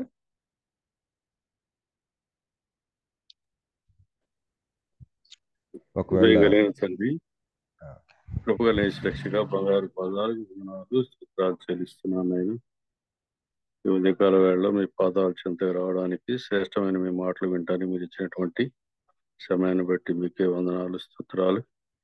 మన అయినా మా దేవ ఎంతో మీ దాసులు తండ్రి ఎంతో భారం కలిగి వర్తమానం ఇచ్చి ఉన్నారు. విత్తబడిన వాక్యానికి నీరు కట్టండి, ఫలింపు చేయండి. వాక్యానుసారమైన జీవితం మా జీవితాల్లో దయచేయమని కూడా ప్రార్థిస్తున్నాము నాయన. అలాగే నేను లలిత సిస్టర్ గారి యొక్క మరి ఆ సహోదరి యొక్క కడుపునప్పుడు మీరు తాకండి, దక్షిణాస్తంతో తాకండి, సంపూర్ణ స్వస్థత మీరు అనుగ్రహించమని ప్రార్థిస్తున్నాం. అలాగే సహోదరి మరి భర్త గారి యొక్క ట్రాన్స్ఫర్ విషయంలో మీ సహాయం దయచేయమని కూడా ప్రార్థిస్తున్నాము నాయన. నేను మీ మీద నమ్మకం ఉంచి భారం కలిగి ప్రార్థిస్తూ మిమ్మల్ని చూస్తుంటే ప్రతి కార్యాన్ని మీరు జరిగించే దేవుడు కనుక తండ్రి, మిమ్మల్ని ఆనుకొని మీ వైపు చూస్తూ సహాయాన్ని అర్థిస్తే మీరు సహాయం చేసే దేవుడు కనుక మేమందరం కూడా ఆయన ఉదయకాల వేళ అర్థిస్తూ ఉన్నాం, ప్రార్థిస్తున్నాం. ఆయన సహాయం దయచేయండి. అలాగనే వృద్ధాప్యంలో ఉండి కూడా తండ్రి అయ్యగారు జేమ్స్ అయ్య గారు నాయన అందరికంటే ముందుగా మరి ఈ కుడికలో పాల్గొని తండ్రి ఎంత భక్తి శ్రద్ధలతో పాల్గొంటున్నారు.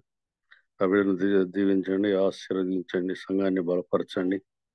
అలాగనే మా గ్రూపులో ఉన్నటువంటి ప్రతి బిడ్డను కూడా మీరు చూడండి నాయన. ఆయన ఎంతో భక్తి పారవేశాలతో మీ ముందుకు వస్తున్నారు. ఆయన ఈ కార్యం ఆగకుండా మీ సహాయం దయచేయండి నాయన. మరి కరోనా టైంలో ఏర్పాటు చేయబడినటువంటి జీవకుడిగా జీవితకాలం కొనసాగటానికి, జీవితకాలం మేమందరం కూడా తండ్రి దీనిలో పాల్గొని ఆత్మీయంగా బలపడటానికి సహాయం దయచేయమని ప్రార్థిస్తున్నాం నాయన. అలాగనే జూములు అనేక మంది గొప్ప గొప్ప సేవకుల ద్వారా మీరు మాతో మాట్లాడుతున్నారు, మా జీవితాలను సరిచేస్తూ ఉన్నారు.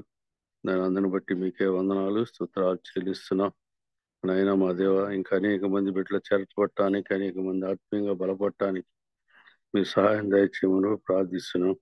కోరి కమిటీ సభ్యులను దీవించండి, ఆశీర్వదించండి. అలాగే ఈ కుడికని ఏర్పాటు చేసి మమ్మల్ని ఆత్మీయంగా బలపరచడానికి మీరు వాడుకుంటున్నటువంటి మీ సాధనమైన భావిని కూడా మీ చేతులకు అప్పగిస్తున్నాం. తనకిచ్చినటువంటి అర్పణను దీవించండి, బిడ్డలను ఆశీర్వదించండి, దీవించండి.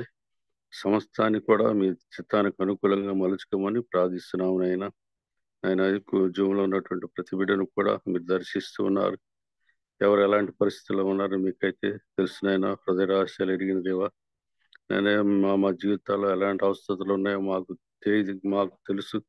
అలాగే నాయన, హృదయ రహస్యాలు ఎరిగిన మీకు తెలుస్తండి. కనుక ప్రతి వారి జీవితాలని, ప్రతి ఒక్క బిడ్డని మీ చేతులకు అప్పగిస్తున్నాను. ఎవరు ఎలాంటి అవసరాల్లో ఉన్నారో వారి అవసరాల్లో తండ్రి మీరు తోడుగా ఉండండి. ఆయన అనేక మంది వ్యాధిగ్రస్తులుగా ఉన్నారు. కొంతమంది అయితే బాహాటంగా తమ వ్యాధుల గురించి చెప్తూ ఉన్నారు. మరి కొంతమంది అయితే తండ్రి చెప్పలేకపోతూ ఉన్నారు, లోపల మొదలు పడుతున్నారు. అటు బిడ్డలందరినీ కూడా మీ చేతులకు అప్పగిస్తున్నాము నాయన. సంపూర్ణ స్వస్థ మీరు అనుగ్రహించమని కూడా ప్రార్థిస్తున్నాము నాయన. అలాగనే నాయన, ప్రతి కార్యాన్ని కూడా మీ పాదాలు చెందబెట్టి అడిగితే మీరు సహాయం దయచేసే దేవుడు కనుక నాయన, మేము అడగమునే మా అక్కర్లని తెలిసిన దేవుడు కనుక తండ్రి నాయన, మిమ్మల్ని అర్థిస్తున్నాం, ప్రార్థిస్తున్నాం తండ్రి. ఉద్యోగంలో ఉన్న ప్రతి బిడ్డను కూడా మీరు దర్శించి వారికి కావాల్సినటువంటి అవసరాల్లో మీరు తోడుగా నీడగా ఉండమని, ప్రతినిత్యం మిమ్మల్ని కలిగే జీవితం మాకు అనుగ్రహించమని, మా కొరశిలో తన ప్రాణాన్ని బలిగిపెట్టిన మా ప్రభువును కుమారుడు, మా ప్రాణరక్షకుడు, విమోచకుడు అయినటువంటి యేసుక్రీస్తు నామములో అడిగి వేడుకొని ప్రార్థిస్తున్నాను తండ్రి, ఆమేన్. పరలోకమందున్న మా తండ్రి, నీ నామం పరిశుద్ధపరచబడునుగా, నీ రాజ్యం వచ్చునుగా, నీ చిత్తం పరలోకమందు నెరవేర్చున్నట్లుగా భూమి మీద నెరవేరునుగాక.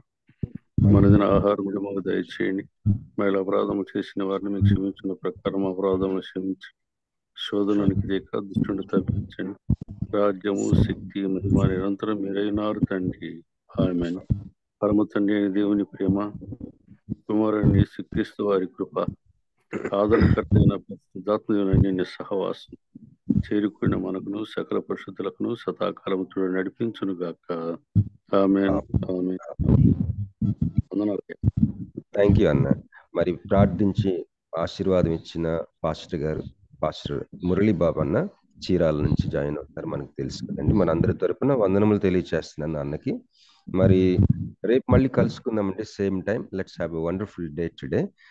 ఇంకొకటి ఏంటంటే, జాన్సన్ కి చలి జ్వరంతో బాధపడుతున్నాడండి. దయచేసి మీ ప్రేయర్స్ లో జ్ఞాపకం చేసుకోండి. థ్యాంక్ యూ సో మచ్ అండి. ప్రైజ్ లార్డ్ అండి.